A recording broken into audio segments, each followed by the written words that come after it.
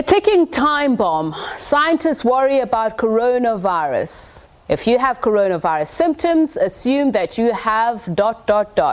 COVID-19 in Africa, the good news and the bad. These are just some of the headlines we're confronted with daily, and consumers of news around the world say the negative news around COVID-19 alone is making them sick. No doubt from the bulletin that we've just brought to you, there's been some heartbreak and feeling of disgust at some of the GBV incidents that we've spoken about. Now, jazz maestro Nduduzo Makhathini has this to say: any pandemic will force people to reimagine how they lead their lives, and it exposes other things that we'll always imagine as alternative. He joins us now to talk about finding peace and healing amid all of this negativity. A very good evening to you, Nduduzo, and thank you so much for joining us, and we're very grateful that you've got your healing instrument there with you. Just, you obviously face your own challenges, lost out on a lot of international gigs, a lot of money. How did you find that place where you centered yourself? And feel free to express yourself through music, seeing that you have your instrument there as well. Yeah, well, for me, it's really about like adapting to what is happening, and finding a kind of functionality, a deeper functionality of the work that we do as artists now, that is the only one of the few things that we have that we can still express, So I've been feeling strongly about the fact that, this has also just helped to shape the way that I think about my role as an artist in society.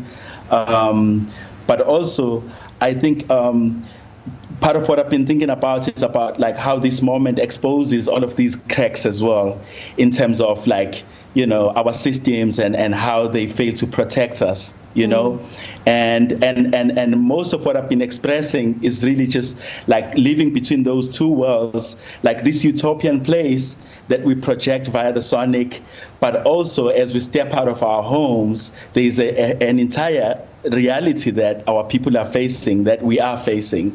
So it's basically, I'm finding music as a way of living between the two worlds, if not three worlds, actually.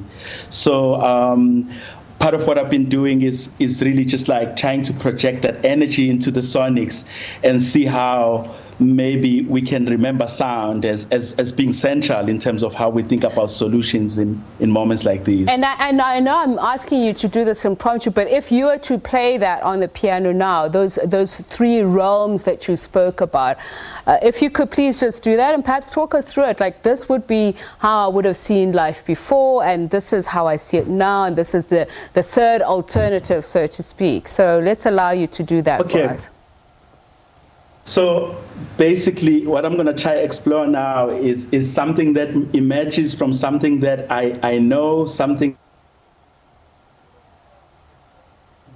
not know, and towards a potentiality of understanding what I had played before, or the things that I thought I knew in a new way.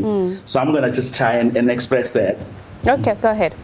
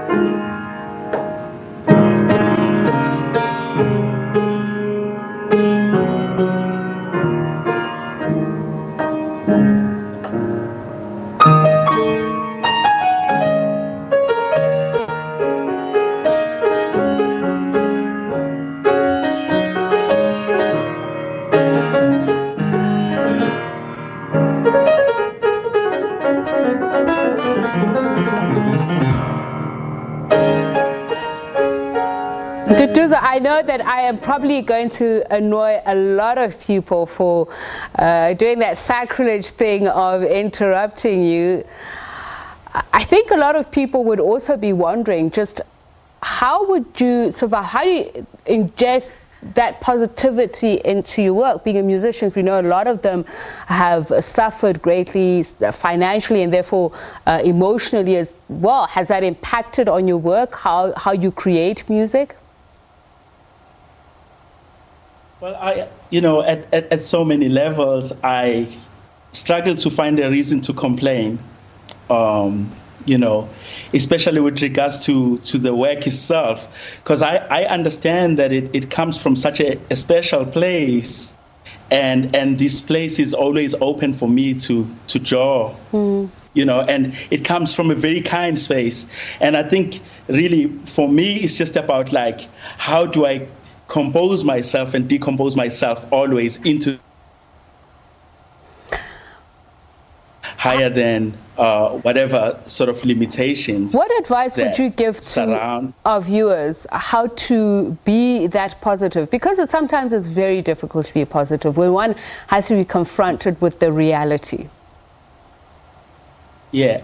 So, the reality, also within that, there's a kind of plurality. You can think of reality in many different ways, but I think there is a place inside all of us that projects a kind of stillness, and that place is evoked, I think, in many ways for me in these moments where we are trying to project from a space of stillness. We're spending so much time in our homes, with all the challenges that we have, but we're projecting in a different way. And I think there is a level of intensity that we can tap into, which is the inner way. So, I really, my advice would be, there's something deep within all of us that is still, there's something deep within all of us that is immortal. It goes even for the killings that are happening all around the world. It's because people understand that there's a kind of immortalness with blackness that is impossible to sort of, totally remove from consciousness. So some of these things are really hinging on how we understand cosmology and what it means for us to be in the world. And that is part of what was eroded by the colonial time. So we find ourselves not having this space to go back to. We find that our inner way is disturbed. So I would say, let's try and think from this kind of stillness that is within. And I'm going to say goodbye to our viewers, but I know we're going to watch you perform whatever you want to express, that stillness perhaps, or encouragement to our viewers. We want to thank you very much for your time and sharing with us your gift, your feelings. Jazz maestro Nduduzo Makhathini, and he plays out with, I'm not sure what song you're going to do, but I'm sure we will enjoy it. Thank you very much, Nduduzo. Thank you.